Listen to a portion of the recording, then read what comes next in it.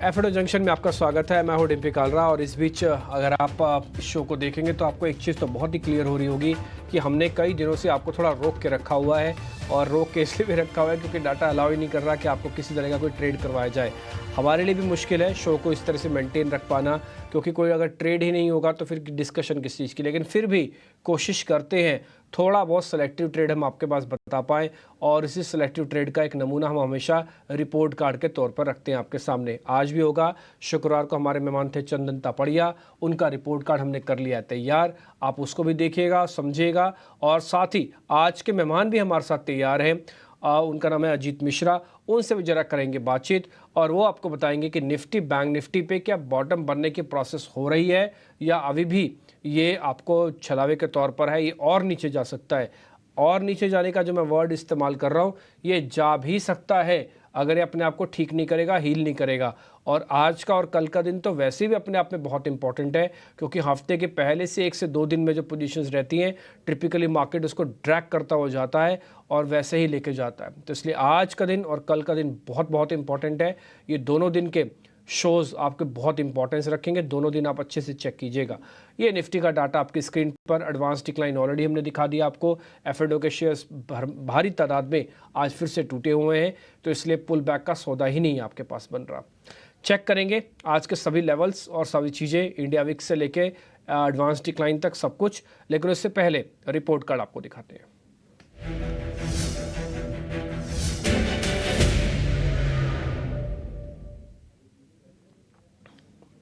चंदन तापड़िया कह रहे थे कि एल&टी टेक पे ध्यान रखा जाए। अब उसको प्लस करेंगे तो करीब 2% का गेन आएगा। यूपीएल भी उनकी लिस्ट में था, करीब 1.5% का गेन बना। हालांकि आज थोड़ी प्रॉफिट बुकिंग हो गई थी, लेकिन फिर भी आज हमने सुबह एक और मेहमान से यूपीएल के बारे में पता किया, आदित्य अरोड़ा से।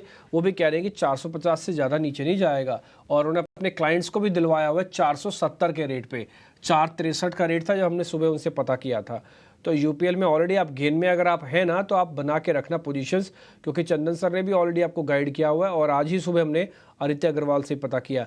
बजाज फाइनेंस भी करीब 1% का गेन आपको देके गया होगा।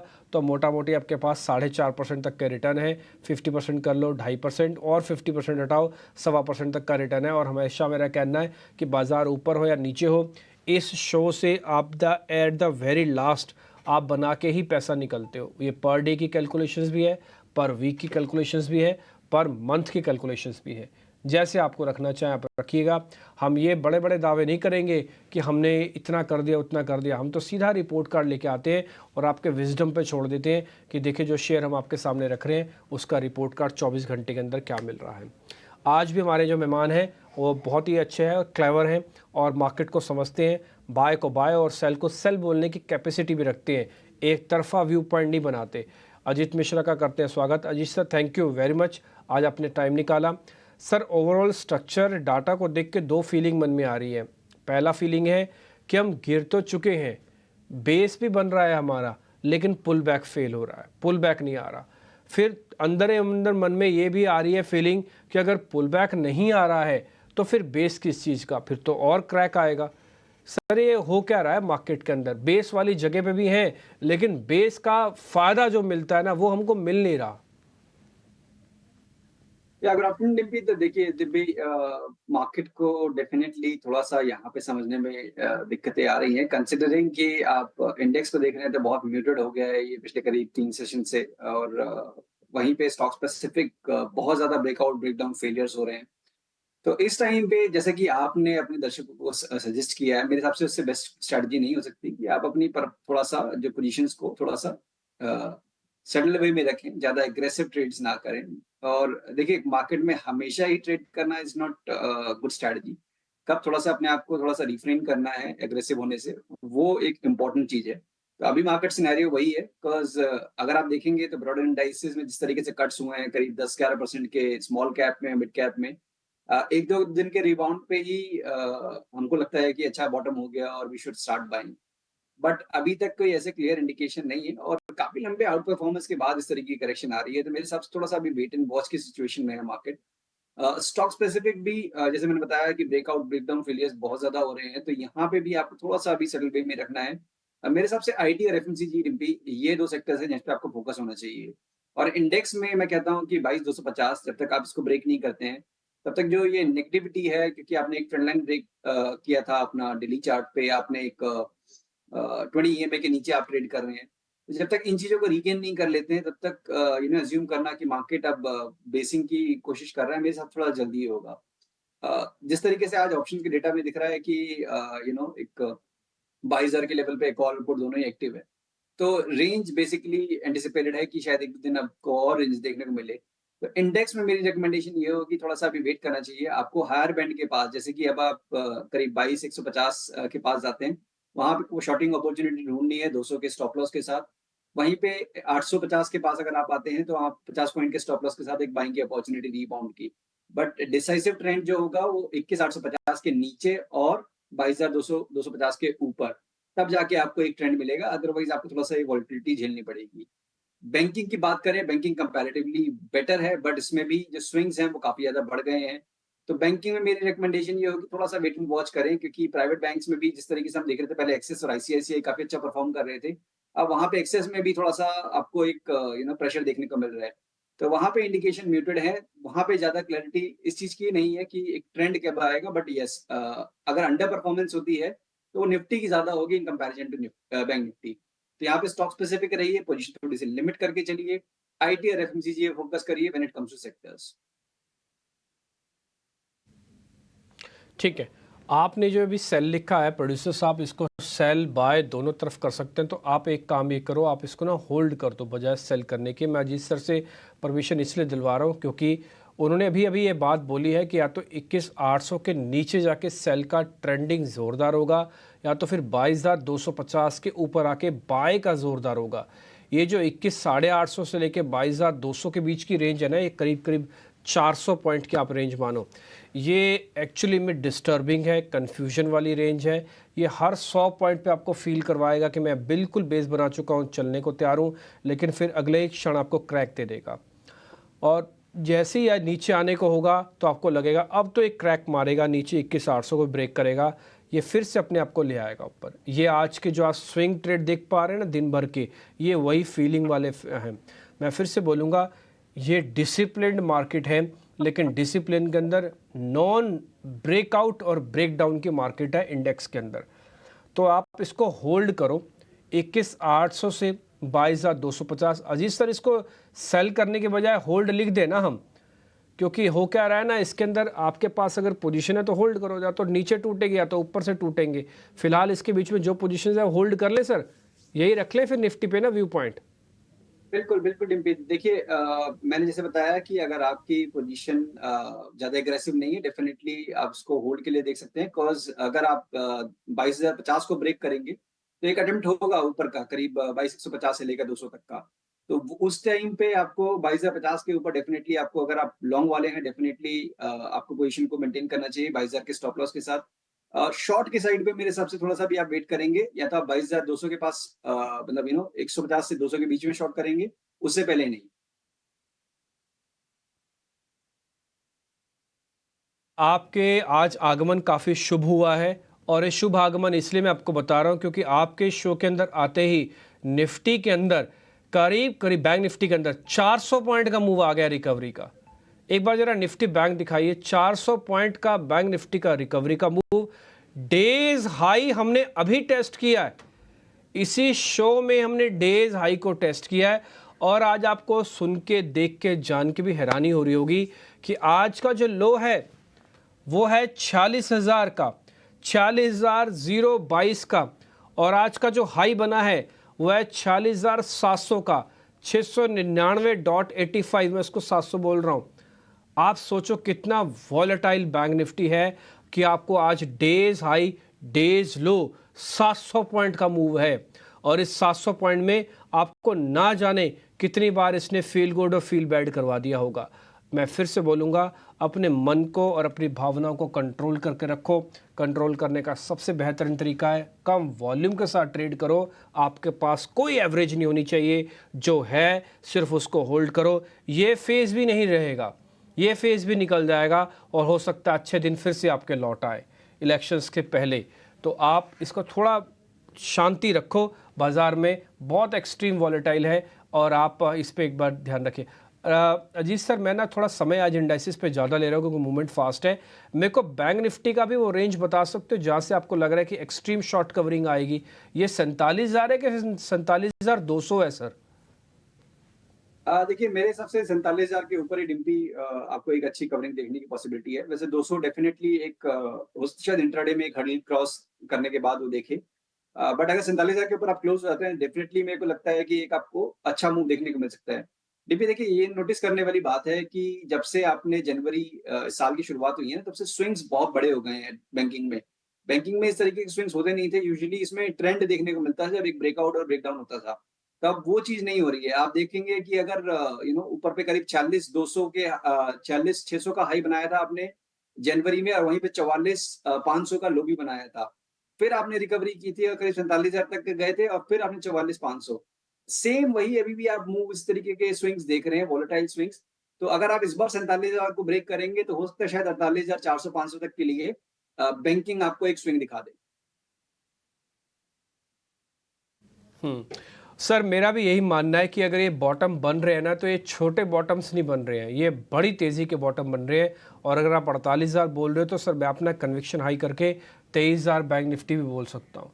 लेकिन आपको बस थोड़ा सचेत रहना है, आपको वॉल्यूम नहीं बढ़ाना ज़्यादा, आराम से शांति से बाज़ार को देखना है और जो बाज़ार कहे वैसे ही मान लेना है। ये एक अपॉर्चुनिटी के तौर पर भी हो सकता है, इसलिए आप हर रोज़ कम से कम ये कार्यक्रम का फ़ायदा ज़रूर उठाएं जहाँ पर एक्सपर्ट्स आपको रिकमेंडेशन दे रहे हैं। मोटा मोटी हमने इंडाइसिस पे आज ज़्यादा समय लेके आपके सामने क्लैरिटी रख दी है।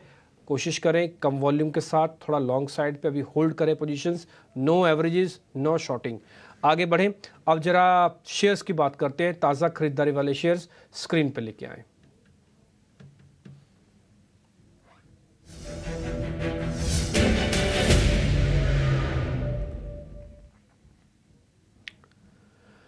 सर, दो शेयर हमने निकाले हैं जहाँ पर आज फ्रेश लॉन्ग पोजीशन हमको बन रही है। एक तो मेटल काउंटर्स है, जेएसडब्ल्यू स्टील, स्वाभाविक है उसका आ जाना है क्योंकि मेटल्स के अंदर ये मार्च वाली सीरीज थोड़ी ठीक लग रही है मेटल्स के लिए, क्योंकि एक तो रोल ओवर होकर अच्छा आया था, फिर दूसरा थोड़ा लेगार्ड है, चर्रिंग का बेनिफिट आएगा, फिर ग्लोबल मार्केट्स में थोड़ी सिचुएशन ठीक है। तो एक तो जेएसडब्ल्यू स्टील है सर, दूसरा है टाटा पावर। इन दोनों शेयर्स को जरा चेक कर लो सर आप। देखिए डिम्पी, मेटल पे मैं भी सहमत हूँ कि यहाँ पे आज स्ट्रेंथ दिख रही है और कहीं इंपॉर्टेंट लेवल से बेसिकली मेटल इंडेक्स में भी रिकवरी देखने को मिली है।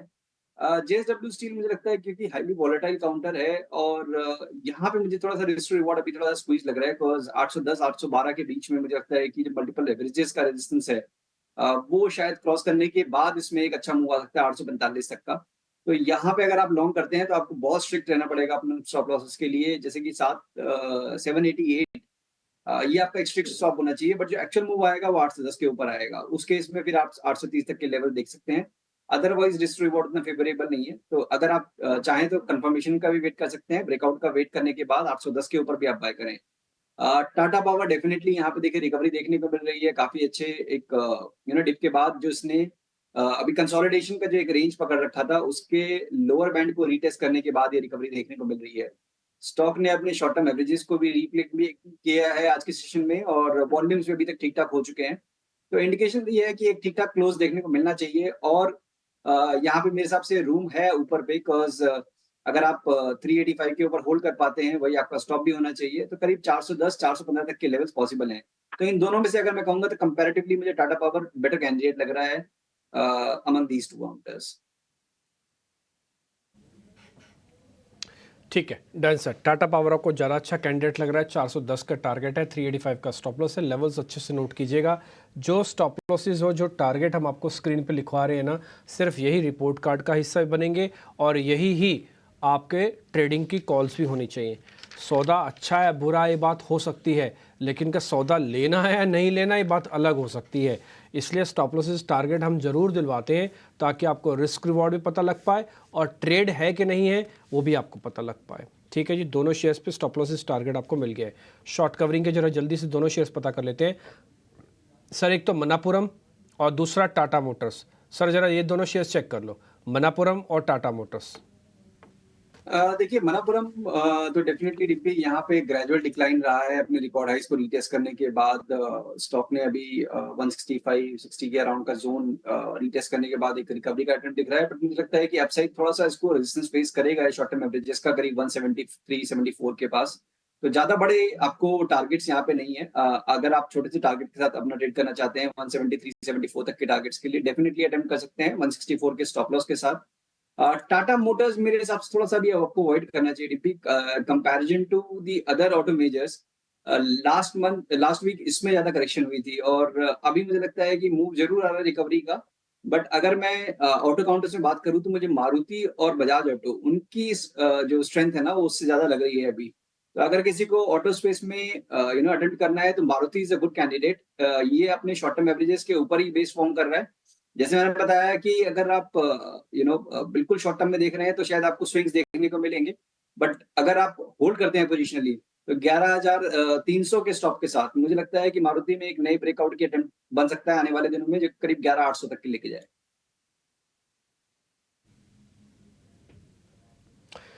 ठीक है, डन। तो ये आपके ट्रेड शॉर्ट कवरिंग के भी आपको मिल गए होंगे। अच्छे से सभी लेवल्स को नोट कीजिएगा और जहाँ जहाँ भी ट्रेड है वो सब आपको ध्यान में रखना है।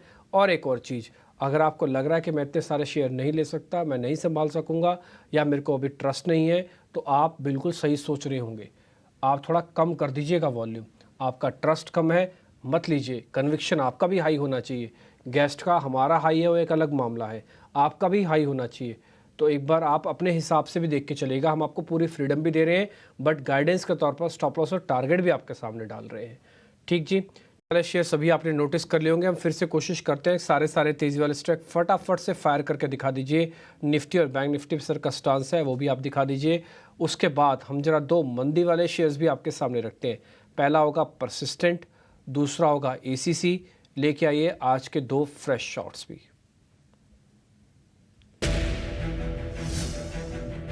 सर दोनों हमने आपके साथ, परसिस्टेंट और एक एसीसी है। अजीज सर इन दोनों शेयर्स को जरा चेक कर लो आप।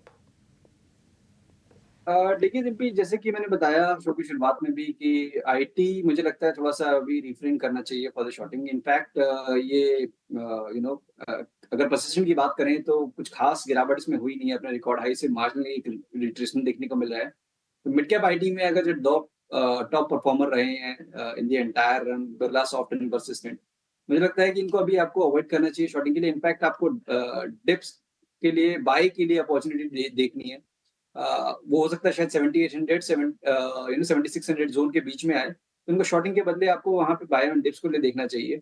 एसीसी डेफिनेटली यहाँ पे देखिए आपको बहुत ज्यादा वोलेटाइल स्विंग देखने को मिल रहे हैं 2 दिन की रिकवरी के बाद। आज फिर दोबारा से यहाँ पे एक प्रेशर देखने को मिला। थोड़ा बहुत अभी रिकवरी जरूर है। मुझे लगता है कि इसमें भी कंडीशनल सेल होगा। 2480 के पास अगर आप इसको शॉर्ट करते हैं तो एक अच्छा शॉर्ट होगा। कॉस्ट 2520 का मेरा स्टॉप लॉस बनता है 2360 तक के टारगेट्स के लिए। ठीक है, डन। तो ये आपके लिए एक और ट्रेड मिल गया शॉर्ट साइड से। हमने अनवाइंडिंग के शेयर्स भी निकाल रखे, लेकिन उससे अब पहले पता करें अनवाइंडिंग के कुछ शेयर्स। अपने आप ट्रेडिंग कॉल्स हमको बता दीजिए। बिल्कुल टिप्पी, तो देखिए जिस तरीके से मार्केट का सिनेरियो है दोनों साइड पे पोजीशन को रखना है, ज्यादा एग्रेसिव ट्रेड नहीं करना है। तो पहला नाम होगा from the defensive basket doctor Reddy's का। इस पूरे ही करेक्शन में कुछ एक नाम है जो कि अपने रिकॉर्ड हाइस के पास होल्ड कर रहे हैं। तो मार्केट में अगर कोई भी रिकवरी आएगी तो यहाँ पे मूव स्ट्रेंथन होगा। डॉक्टर रेड्डी उनमें से एक नाम है। हाल फिलहाल में कंसोलिडेशन रेंज के बॉटम को रीटेस्ट करने के बाद इसने एक बेस फॉर्म किया है। मुझे लगता है कि शॉर्ट टर्म में आपको 6480 तक के लेवल देखने को मिल जाएंगे। यहाँ पे आप 6280 के स्टॉप के साथ लॉन्ग कर सकते हैं। दूसरा नाम होगा from the PSU basket to go short, Canara bank. तो जैसे पीएसयू में थोड़ा बहुत रिबाउंड जरूर देखने को मिला है बैंकिंग स्पेस में भी। मुझे लगता है कि यहाँ पे अब ये रेजिस्टेंस के पास आ चुका है, तो अगर इसको दोबारा से रिट्रेस करना है तो यहाँ पे रिस्क रिवॉर्ड मेरा बेस्ट है। तो एक शॉर्टिंग कैंडिडेट है ये आपका 556 के स्टॉप लॉस के साथ 534 तक के टारगेट्स के लिए। सर दो शेयर आपने दिए हैं, एक लॉन्ग और एक शॉर्ट। शॉर्ट वाला शेयर आपकी स्क्रीन पर चल रहा है, 534 तक फिसल के आ सकता है कैनरा बैंक। अभी तो खैर फ्लैट है, अगर एक क्रैक आया ध्यान रखा जाए 556 का एक स्टॉप लॉस है। और बैंक निफ्टी की वीकली एक्सपायरी 1 डे बिफोर होगी इस बार, यानी कि होती ही है। इनफैक्ट थर्सडे से पहले वेडनेसडे होती है, तो आज हो गया आपका सोमवार। तो आपको एक बैंकिंग स्टॉक शॉर्ट में दिया हुआ है। दूसरा एक डिफेंसिव स्टॉक्स है जो कि डॉक्टर रेड्डीज़ है, वो भी आपकी लिस्ट में होना चाहिए, वो भी आप लॉन्ग साइड पे रख सकते हैं। ये वो शेयर है जिसने इस गिरावट के अंदर पार्टिसिपेट नहीं किया, ठीक, और खड़ा रहा अपने आपको 6200-6300 वाली रेंज में लेके। अभी 6480 आपको टारगेट दिखा सकता है, 6280 एक स्टॉप लॉस लगा लीजिए। ठीक जी, दोनों शेयर सर ने आपको बता दिए और सर के साथ आज शो करने में इसलिए मज़ा आया क्योंकि रिकवरी काफ़ी फास्ट हुई है। और एक को मैं एक और नोटिस करा दूं, जो ओपन इंटरेस्ट है ना बैंक निफ्टी का, वो बहुत ज़्यादा नहीं है। यानी कि जो चल रहा है और जो टूट रहा है ना, वो हल्के हाथ से हो रहा है, वो सिर्फ शेक कर रहा है। और ये फ्राइडे को भी ऐसे ही हुआ था, 1/4 भी ओपन इंटरेस्ट नहीं था, 1/4 भी। तो आज भी ओपन इंटरेस्ट कोई बहुत ज़्यादा नहीं है बैंक निफ्टी के अंदर, सिर्फ 1% है। ये और होना चाहिए था, ठीक है। इसलिए आप सिस्टम रखिए, शिष्टाचार, आराम से शांति से ट्रेड कीजिए, वॉल्यूम ना ज़्यादा बढ़ाएं। 2-4 लॉट ही आपको बहुत पैसा दे सकते हैं अगर चलने पे आया मार्केट तो। अजीत सर बहुत बहुत शुक्रिया, थैंक यू वेरी मच समय देने के लिए, बताने के लिए आज के स्टॉक्स और आज की रणनीति। बहुत शुक्रिया, थैंक यू वेरी मच। फिलहाल इस कार्यक्रम से इतना ही, नमस्कार।